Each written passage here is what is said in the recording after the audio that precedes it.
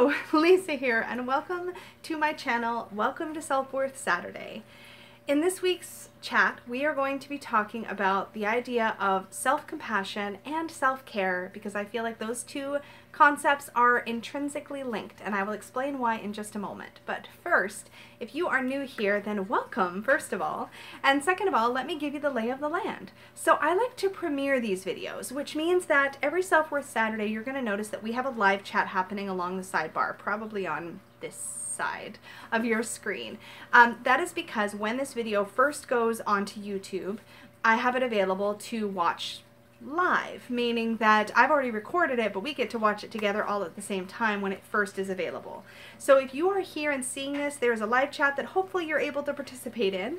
If not, there will be comment space down below as soon as this video is done airing for the first time. I also like to have a live chat after these videos air. So on Saturdays, my time, it's sort of late morning-ish, and then depending on where you are in the world, it might be a little bit later in the day. But right after this video is done airing for the first time, we will have a live chat. I really encourage you to make those if you can, because we have some really meaty conversations in there. During this video, I'm hoping to kind of give you an overview of the topic in general and some strategies for working on this part of your life. I also like to give you a few journal prompts, a challenge, something to kind of take out into the world for the week, and an oracle card reading, which I'll share with you guys all at the end of this video. So if you have a vested interest in what sort of topics you want to see me cover in this, then feel free to comment any suggestions down below, or you can join us in the Supportive Tarot Facebook group. The link for that is also down below, where we tend to vote on the topics that we want to see be covered next. So we've got a growing list of topics. People are voting week by week, and that's how I pick what topic it is that I'm going to cover. So the winner this week was self-compassion. So I'm covering self-compassion and self-care, but first let's talk about what we did last week. So last week's topic was boundaries. So I challenged us all to create or pick sort of one new boundary for ourselves and then practice holding that small, reasonable boundary throughout the week and just see how it goes.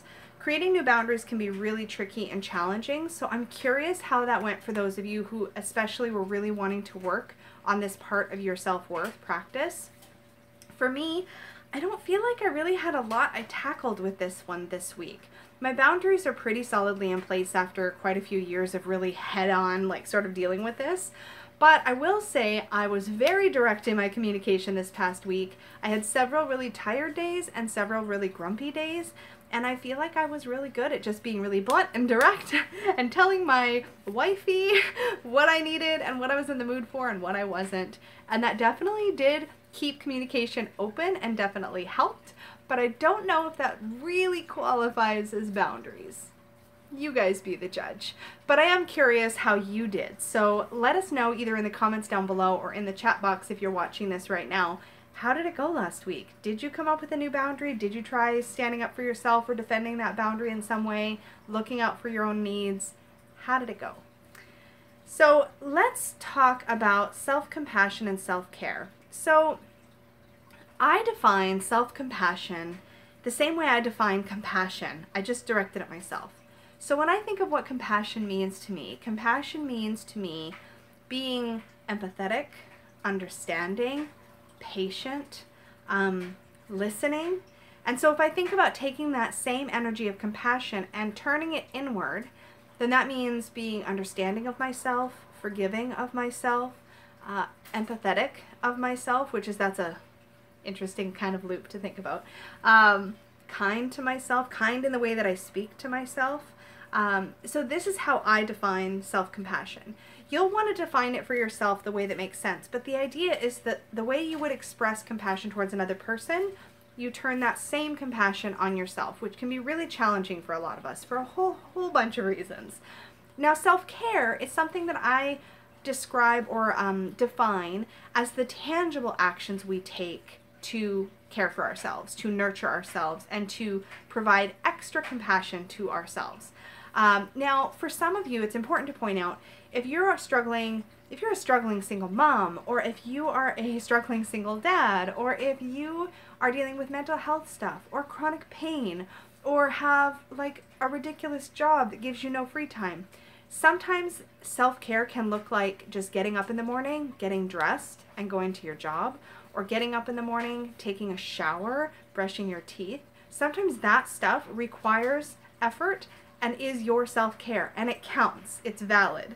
But for some of us who that stuff is kind of good, we've got a handle on the basics, self-care are the extra things we do to put ourselves first, above and beyond maybe what we would otherwise do day to day. So for me, self-care can look like taking time to meditate, taking time to go for a movement or do some kind of movement practice or go for a walk. Self-care can look like taking time to read or color or take a bubble bath or just take quiet time. I am an introvert and sometimes I just need to hide away for a little while and have me time. Self-care can look like not doing too much. It can look like saying no to social obligations or saying yes to something fun that I would normally say no to because I feel like I have work to do or responsibilities to do. So self-care is widely defined and very unique to each one of us, and I think it's important to point out that even very, very simple things are self-care when we're not doing those things regularly ourselves, when we need to put in that bit of extra effort. I hope that makes sense. So the thing is, the reason that self-care and self-compassion are so important is because you deserve your compassion and you deserve your love and your attention.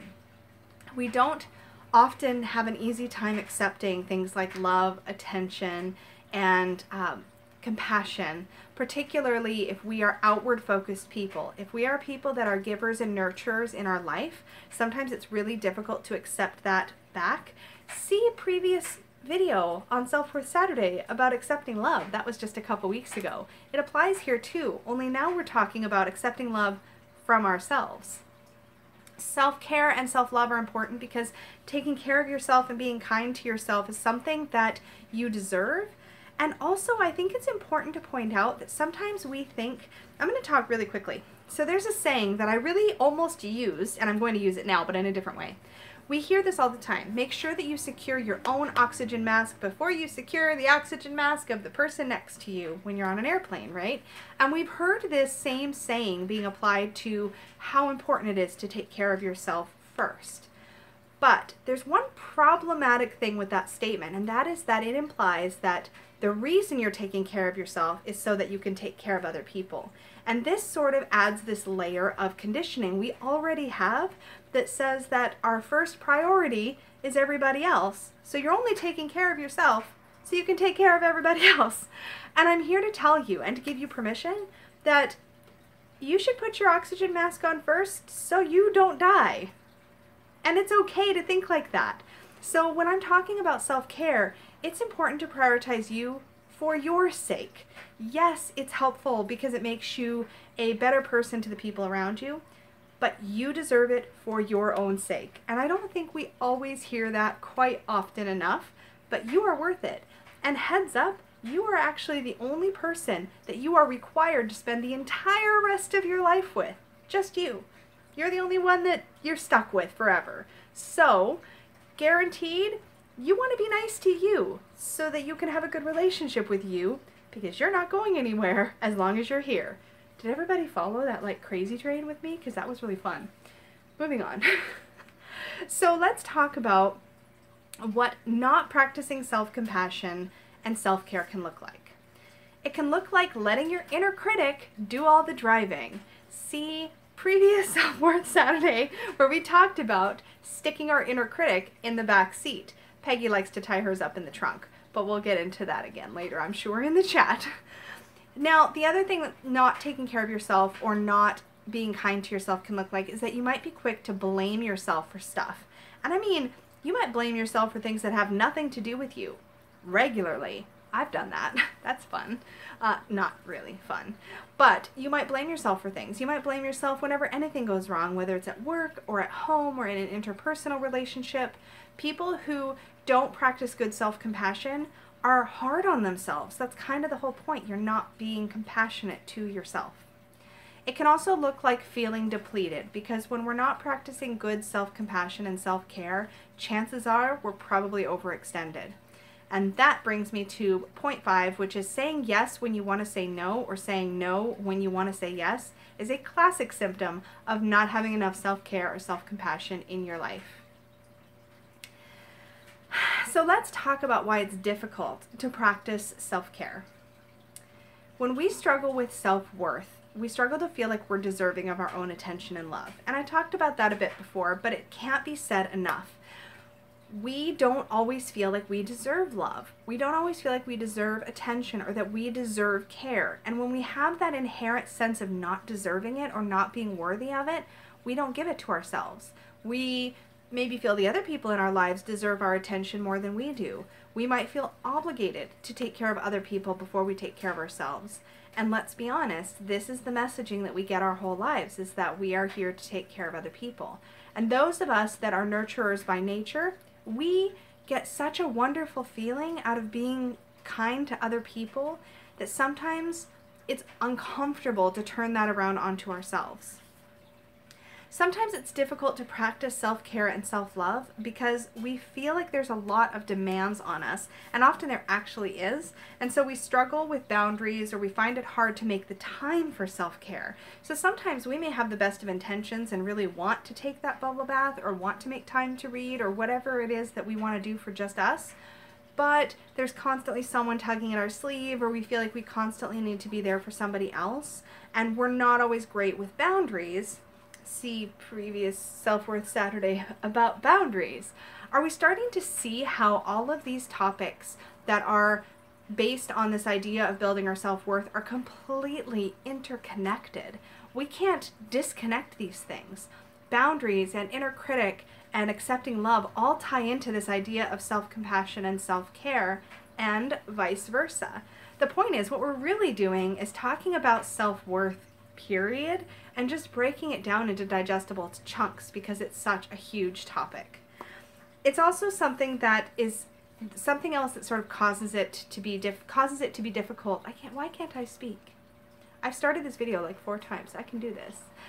Another thing that makes it difficult, there we go, I did it, yay, to practice self-love and self-care is that a lot of us were raised or socialized to believe that any attention we give to ourselves is selfish and inappropriate.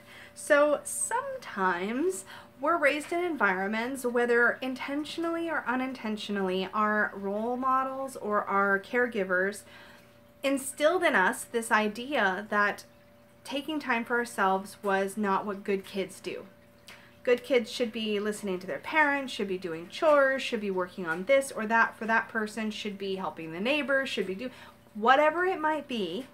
We might not have been encouraged to take much time for ourselves. This can happen with overly dependent parents. This can happen in households where there's a whole lot of places this can show up. I'm not even going to try to list them all. But the point is, if you haven't had good examples growing up, oh, that's the next point, not having it modeled for you. So the two things are basically either, and this is a repeating problem in all of these like self-worth topics, most of the time the two main causes are it was something we weren't taught, or we were taught the opposite, or it just wasn't modeled for us. Sometimes we had perfectly fine, healthy upbringings, but we just didn't see our parents or the adults in our lives practicing good self-care.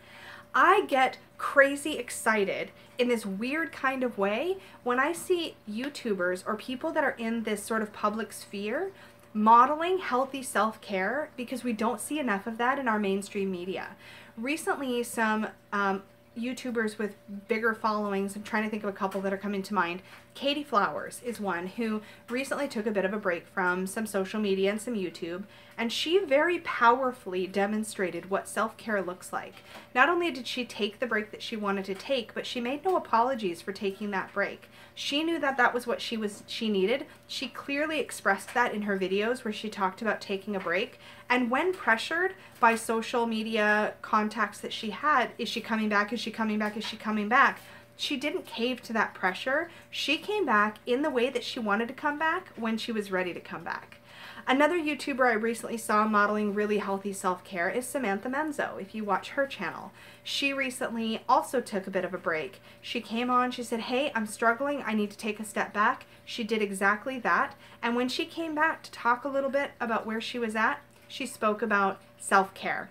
And this is the thing that is so important. We need to see people in the real world putting themselves first and see that it's okay. And a lot of us just haven't had a lot of examples of that to see. And every time we see that out in like the real world, I get legitimately excited because we need a lot of that. And hopefully I will do a good job here on my channel of modeling that as well. We'll see. We'll see. But those two girls have all of my admiration for doing such a beautiful job taking care of themselves when they needed to do that. So bravo, ladies. Another reason that we might struggle with this is that is that we are uncomfortable. I was going to read a previous note. That would not have been good. No. We might just be uncomfortable spending time with ourselves. This is a big one. So if you have not done some of your personal shadow work, and this is going to be a whole, I'm sure, other topic for another video, but briefly I'll just say that shadow work is when we look at those parts of ourselves we're less happy with and start to make peace with those things or understand those things or work through and heal those things. So when I speak to shadow work, I speak about the things that we're less cozy with about ourselves. If you haven't done a lot of that work already, sometimes the reason you're having difficulty providing yourself with quiet time to be with yourself or spend time with yourself is because that's just freaking uncomfortable. If there's something about you, your life, the situation you're in that you are avoiding dealing with, and sometimes for very good reason, self-care and quiet time with yourself might not be top of your list. It might just be something that doesn't feel super great. I'm not going to tell you exactly what to do in that situation. You know you best. But in some cases, what's happening is that we're avoiding facing something about our lives and maybe we're not ready. And sometimes it's valid to not be ready. It's valid to just be like, you know what? I don't need to deal with this right now. And here's the weird brain twisty thing. That's self-care. So if self-care for you is, I need to just distract myself for a while, then that's what it is. Just be aware of it so that you're making those decisions consciously, and that's when it changes from avoidance to self-care. Hopefully that makes some kind of sense. Lastly, and I've mentioned this before, I think in a different section, but I'm going to say it again. We're afraid of feeling or being perceived as being selfish. This is such a hard one for so many of us because we associate taking care of our needs as being selfish. In last week's chat, I believe it was, somebody clarified, and there's probably a quote, and hopefully someone can remind us what it was, but it really stuck out to me. And it was this comparison. Being selfish is putting your wants over somebody else's needs. But putting your needs above somebody else's wants is self-care. So that's where the difference is. What you need to be a healthy, functioning person matters and deserves your prioritization. Yeah, I said it. So here's the thing. Here's what we can do to incorporate and begin to practice more self-compassion and more self-care. First, try to notice when you're being too hard on yourself. Notice that with your self-talk, and if you notice yourself speaking negatively to yourself, aka your inner critic is like, nah, nah, nah, nah, nah. If you notice that, then try to redirect your thoughts to a positive thing about yourself you can notice in that moment. It's gonna feel awkward. I'm not gonna pretend it's not. Fake it till you make it. Because if you can start to practice spotting those like negative self-talk moments and replacing them with positive self-talk moments, everything will start to shift for you. It just takes time and practice and repetition. The other thing you can do is create some small self-care rituals. So these should be small, really easy to attain, little mini goals for yourself. Things like, I'm going to read for 5 minutes before bed, or I'm going to get up a couple minutes earlier so I have time to meditate, or I'm going to lock myself in the bathroom and let the entire family think that I'm pooping just so that I can have a minute to myself. That's self-care, y'all. The other thing you can do is give yourself permission. If you are into magic or tangible sort of things, write it down. Make yourself a literal permission slip that says, I have permission to take care of myself, or I have permission to take time for a bubble bath, or I have permission to put myself first. Like whatever it is that you need to write down and look at to remind yourself that you have every right to expect to take care of yourself, do that. Remember that when you make time to be kind to yourself and practice self-care, you are often able to be a better person for yourself and those you love because your cup is full. And let's face it, full cup people are often much nicer to be around than empty cup people. And make non-negotiable appointments with yourself. This is one of the most tactile or tangible sort of tips I can give you. If you really struggle to make time with yourself, if you're really super busy, if you're a type A personality who has a full planner, if you use a planner even, this counts. Because you're probably one of those people. If you have a planner, you're probably one of those people. So in your planner, make an appointment with yourself and make that appointment non-negotiable, just like you would make a job interview or anything else. And that is your time for you. Maybe you make an appointment for 10 minutes. Maybe you make an appointment for 3 hours. Maybe it's a weekly date where you take yourself out to dinner or take yourself to a movie. Or maybe it's just, I'm going to set an appointment that once a week, I'm going to go to bed 30 minutes early and read a book. Like, it doesn't have to be something that costs money, but make it a priority. Hopefully, those give you a few ideas about how you can start to incorporate some self-compassion and some self-care into your life. I know we will be brainstorming a ton more stuff in the live chat because this video always feels so short. But let me give you a few journal prompts to consider writing if you are into a journal practice, which by itself can be a powerful act of self-care. So here's the journal prompts that I have for you this week. First, think about the ways that you are unkind to yourself. Where does this show up for you, and how can you show yourself a little more self-compassion in these moments? And write about that. Number 2, write about the last time you felt like you really prioritized self-care and what the results were. What did you do? How did it make you feel? That sort of thing. And finally, explore the idea of a self-care ritual that you could incorporate into your day. Try to think of something very small that you could do in 5 minutes or less, something that could just become a simple part of your routine. For me, most nights this looks like lighting a little bit of incense, pulling a special card for me to reflect on my day, writing in my tarot tracker a few lines, and then going to bed. It literally takes me like 3 minutes, 4 minutes maybe, and I just have this little moment, this quiet time just for me. Here's our challenge for the week. Make a list. This is if you choose to accept it, of course, just like Mission Impossible, right? Make a list of 20 different things you could do proactively as self-care. Make sure that at least half of your list consists of completely free activities that you can do without needing to purchase anything at all. You don't have to have anything special on hand. Think about things that use what you already have around you in your environment, anything like that. And this week, try to do at least 2 things off your list. So make sure your list is attainable stuff that's really easy for you to get at. And, oh, I was meant to shuffle. We have a few minutes left, so I'm going to show you 2 tarot decks that these aren't tarot decks, these are oracle decks. 2 oracle decks that I like to use when I'm reading for clients and I'm talking about self-care.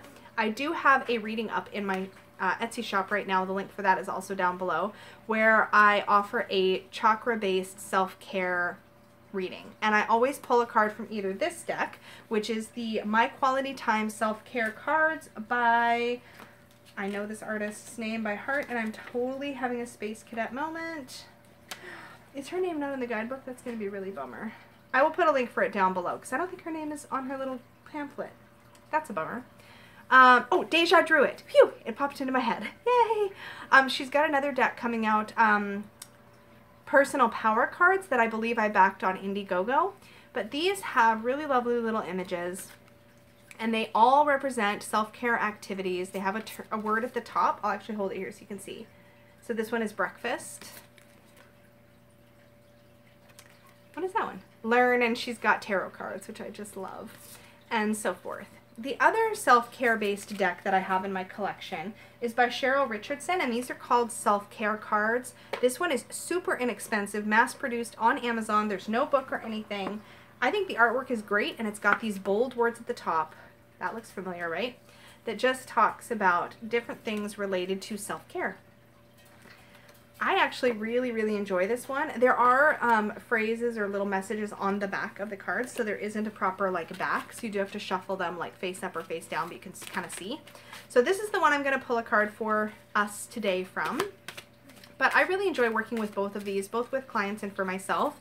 And if you find working with cards is a helpful thing, then one of these might be a nice thing to incorporate into your personal care or into your self-care routine, is just to draw a card like from one of these decks each day and just focus on that particular thing for the day. It can be a wonderful way to self-prioritize. And as those of us who read tarot know, sometimes just your daily tarot card pull is a perfect way to practice self-care. So with that, let's see what we got for today. One last little shuffle, and then I will cut and draw, because I always do it that way.